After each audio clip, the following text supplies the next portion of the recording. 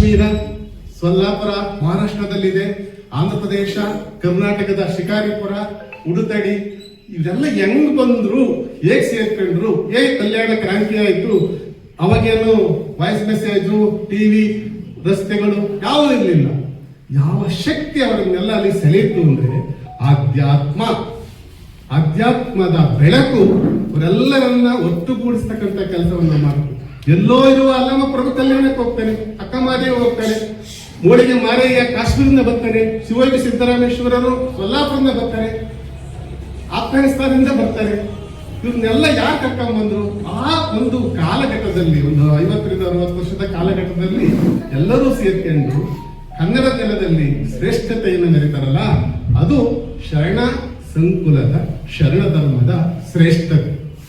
ಆಗ ನಾವು ಶಿವಯೋಗಿ ಸಿದ್ದರಾಮೇಶ್ವರರು ಮಹಾರಾಷ್ಟ್ರ ರಾಜ್ಯದ ಸೊಲ್ಲಾಪುರ ಅಥವಾ ಸೊನ್ನಲಿಗೆ ಗ್ರಾಮದ ಮುದ್ದುಗೌಡ ಮತ್ತು ಸುಗ್ಗಯ್ಯರ ಮಗನಾಗಿ ಜನಿಸ್ತಾರೆ.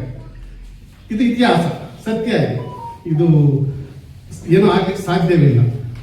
ಪೌರಾಣಿಕ ದೃಷ್ಟಿಯಲ್ಲಿ ನಾವು ನೋಡಿದಾಗ ಸಿದ್ದರಾಮ ಚರಿತ್ರವನ್ನು ಬರೆದಿರ್ತಕ್ಕಂಥ ರಾಘವಾಂಕ, ಸಿದ್ದರಾಮೇಶ್ವರರು ಶಿವ ಸಂಭೂತರು, ಶಿವನೇ ಈ ದಂಪತಿಗಳ ಮಗನಾಗಿ ಜನಿಸ್ತಾರೆ ಅಂತ ಕವಿ ಬರೆದ್ಬಿಟ್ಟ. ಯಾಕೆಂದ್ರೆ ನನಗೆ ಹತ್ರದಲ್ಲಿ ಆಗಲ್ಲ ಕಲ್ಯಾಣ ಕ್ರಾಂತಿ ಆಗಿತ್ತು, ಶರಣರೆಲ್ಲ ಅನೇಕ ಪವಾಡಗಳನ್ನ ಮಾಡಿದ್ರು, ಅವೆಲ್ಲವೂ ಪವಾಡಗಳೇ ಕಾಣ್ತಿತ್ತು.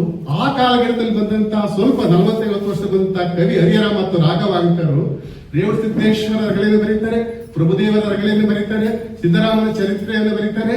ಅವೆಲ್ಲ ಕಾವ್ಯಗಳಲ್ಲಿ ಸಿದ್ದರಾಮನ ಬದುಕನ್ನ, ಸಿದ್ದರಾಮನ ಪವಾಡಗಳನ್ನ, ಸಿದ್ದರಾಮನ ಆ ಒಂದು ಸಮಾಜಕ್ಕೆ ಕೊಟ್ಟಿರ್ತಕ್ಕಂಥ ಕೊಡುಗೆಯನ್ನ ಕಾವ್ಯದಲ್ಲಿ ಕಟ್ಟಿಕೊಡ್ತಕ್ಕಂಥ ಕೆಲಸವನ್ನ ಮಾಡ್ತಾರೆ. ಅದರ ಜೊತೆಯಲ್ಲಿ ಜನಪದರು, ನಮ್ಮ ಸೊಲ್ಲಾಪುರ ತರೀಕೆರೆಯಲ್ಲಿ ಇರ್ತಕ್ಕಂಥ ಸೊಲ್ಲಾಪುರ ಸಿದ್ದರಾಮಯ್ಯನ ಬಗ್ಗೆನೂ ಜನಪದ ಗೀತೆಗಳಿದೆ. ಹೀಗೆ ಸಿದ್ದರಾಮೇಶ್ವರರು ಬಹುಮುಖ ವ್ಯಕ್ತಿತ್ವದ ವ್ಯಕ್ತಿಯಾಗಿ ನನಗೆ ಕಾಣುತ್ತಾರೆ. ಪೌರಾಣಿಕ ದೃಷ್ಟಿಯಿಂದ ನೋಡೋದಾದ್ರೆ, ಒಮ್ಮೆ ಶಿವನ ಓಲಗದಲ್ಲಿ ಆರ್ಧಶಿರ ಮತ್ತು ಊರ್ಧಶಿರ ಅಂತ ಇದ್ದು ಗಂಧರ್ವರು ಆ ಭೃಂಗಿ ಇರ್ತಾನೆ, ಭೃಂಗಿ 3 ಕಾಲಿರುತ್ತೆ, ಅವನು ನೋಡಿ ಇವ್ರು ನಕ್ಬಿಡ್ತಾರೆ.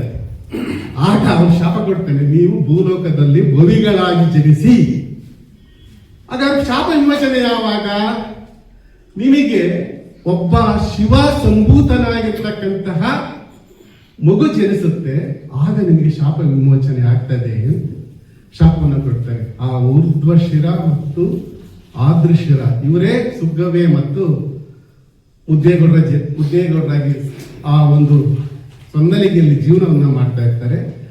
ಆಗ ಒಂದು ದಿನ ಇವರಿಗೆಲ್ಲ 5-6 ಮಕ್ಕಳು, ಇಳಿ ವಯಸ್ಸು. ಆ ಸಂದರ್ಭದಲ್ಲಿ ಈ ಪೂಜ್ಯ ಗುರುಗಳನ್ನ ಕಾಲದಲ್ಲಿ ಎಲ್ಲ ವೇದಗಳಲ್ಲಿ ಅಥವಾ ದಂಡಿಗೆ ಹೊತ್ಕೊಂಡು ಹೋಗ್ತಾ ಇದ್ರು. ಬೇರೆ ಕಡೆಗೆ ಹೋಗ್ಬೇಕಾದ್ರೆ ಗುರುಗಳನ್ನ ಹೊತ್ಕೊಂಡು ಹೋಗ್ತಾ ಇರ್ಬೇಕಾದ್ರೆ ರೇವಣ ಸಿದ್ಧರು ಆ ನೆಲಕ್ಕೆ ಬಂದ ತಕ್ಷಣ ಅವ್ರಿಗೆ ಏನೋ ಒಂದು ಶಕ್ತಿ ಉಂಟಾಗ್ಬಿಡುತ್ತದೆ, ಇಲ್ಲಿ ಏನೋ ಒಂದು ಇದೆ ಅಂತ.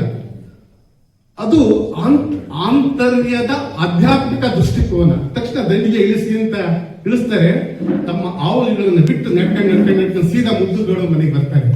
ಬಂದ್ಬಿಟ್ಟು ಆ ಸುಗ್ಗವೆಯ ಒಡಲನ್ನು ತಟ್ಟಿ, ನಿನ್ನ ಒಡಲಿನಲ್ಲಿ ಒಬ್ಬ ಶ್ರೇಷ್ಠವಾಗಿರ್ತಕ್ಕಂತಹ ಶಿವಶಕ್ತಿ ಸಂಭೂತನಾಗಿರ್ತಕ್ಕಂತಹ ಮಗು ಜನಿಸುತ್ತೆ, ಅವನಿಗೆ ನೀವು ಸಿದ್ದರಾಮ ಅಂತ ಹೆಸರಿಡಬೇಕು ಅಂತ ಹೇಳ್ತಾರೆ. ಆದರೆ ಅವಳು ಹೇಳ್ತಾಳೆ, ಏನು ಸ್ವಾಮೀಜಿ, ನನಗೆಲ್ಲ ವಯಸ್ಸಾಗಿದೆ, ಈ ವಯಸ್ಸಲ್ಲಿ ನನಗೆಲ್ಲ 6 ಜನ ಮಕ್ಕಳಿದ್ದಾರೆ, ಈ ವಯಸ್ಸಲ್ಲಿ ಮಕ್ಕಳಾಗ್ತದೆ ಅಂತ ಹೇಳಿದಾಗ, ಇಲ್ಲಮ್ಮ ಅದೆಲ್ಲ ಭಗವಂತನ ಲೀಲೆ ಅಂತ ಆ ರೇವಣ ಸಿದ್ಧರು ಅವಳಿಗೆ ಆಶೀರ್ವಾದವನ್ನು ಮಾಡಿ ಹೊರಟೋಗ್ತಾರೆ. ಹೀಗೆ ಆ ದೈವಿಕವಾದ ಅಂಶಗಳನ್ನು ಒಳಗೊಂಡಿರ್ತಕ್ಕಂತಹ ವ್ಯಕ್ತಿ ಸಿದ್ದರಾಮೇಶ್ವರ.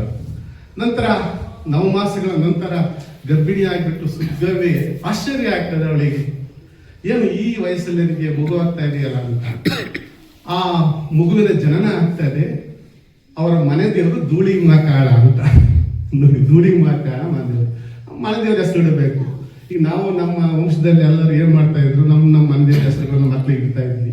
ಆದ್ರೆ ಈಗ ಅದ್ರಲ್ಲಿ 5-6 ಜನ ಮಕ್ಕಳಿದ್ರೆ ಒಬ್ಬನಿಗೆ ಮಂದೇವ್ರ ಹೆಸರು ಇಡೋದು, ಅಥವಾ ಮನ್ ದೇವತೆ ಹೆಸರು ಇಡ್ತಾ ಇದ್ರು. ಮಲ್ಲಪ್ಪ, ಕಲ್ಲಪ್ಪ, ಬಿಲ್ಲಪ್ಪ, ಈ ಹೆಸರುಗಳೆಲ್ಲ ಏನಾಯ್ತು, ಮಾಯವಾಗಿ ಹೋಗ್ತಾ ಇದೆ. ಯಾಕೆ? ಆ ಹೆಸರನ್ನ ಕರೆಯುವುದರ ಮೂಲಕ ಭಗವಂತನನ್ನ ಜ್ಞಾನ ಮಾಡೋದು ಅಂತ ಅಷ್ಟೇ.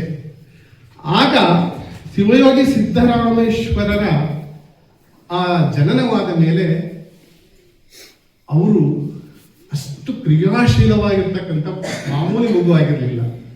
ಮುಗ್ಧತೆ, ಮಾತಾಡ್ತಿರ್ಲಿಲ್ಲ. ಒಂದು ಮಾತು ಹೇಳಿ. ಈ ಕವಿಗಳು ಏನ್ ಮಾಡ್ತಾರಪ್ಪ ಅಂದ್ರೆ, ನಾನು ಹೇಳಿದ್ನಲ್ಲ, ಮಹಾತ್ಮ ಗಾಂಧೀಜಿ ಬಗ್ಗೆ ಕಾವ್ಯ ಬರೆದ್ಬಿಡ್ತಾರೆ.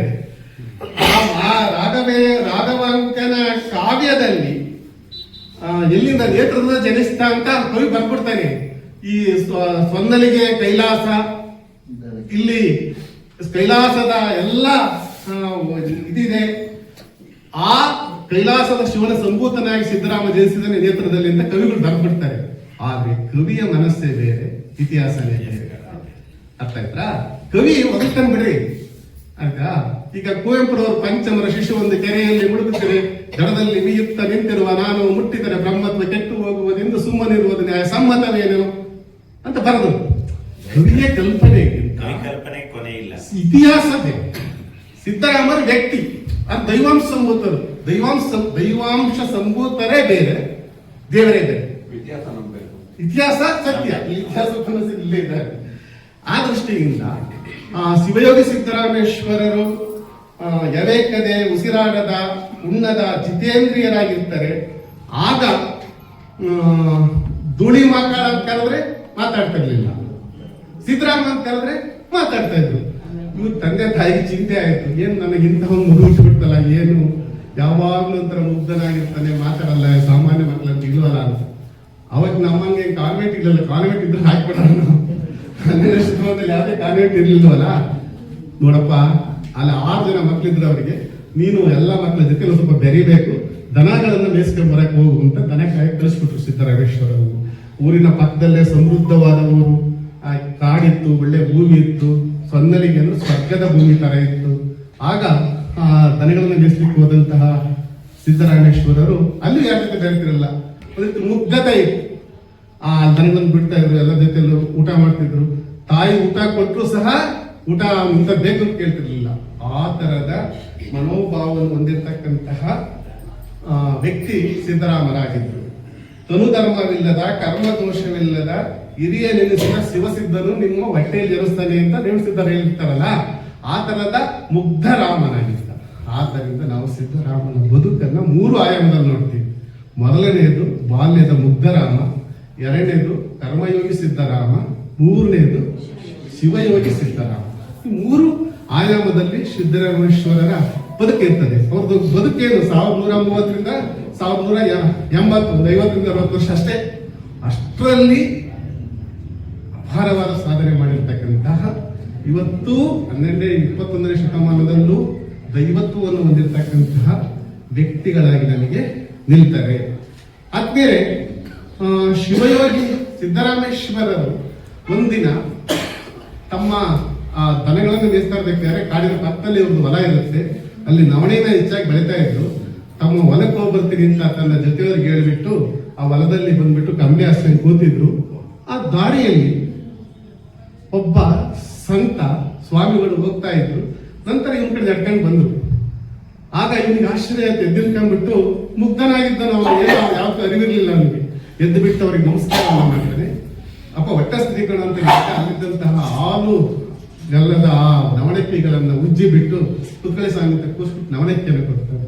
ಸ್ವಾಮಿ ನೀವು ಯಾರು? ನಾನು ಮಲ್ಲಯ್ಯ. ಗುರುಗಳೇ, ನನಗೆ ನಿಮ್ಮ ದರ್ಶನ ವಾಕ್ಯವನ್ನು ಕೊಟ್ಟಿದ್ದೀರಾ, ನನಗೆ ಆಶೀರ್ವಾದವನ್ನು ಮಾಡಿ ಅಂತ ನಮಸ್ಕಾರವನ್ನು ಪಡ್ಕೊಳ್ತಾನೆ. ಆಗ ಆ ಮುಗ್ಧನಾಗಿರ್ತಕ್ಕಂಥ ಸಿದ್ದರಾಮನಿಗೆ ಮಲ್ಲಯ್ಯನವರು ಆಶೀರ್ವಾದವನ್ನು ಮಾಡ್ತಾರೆ.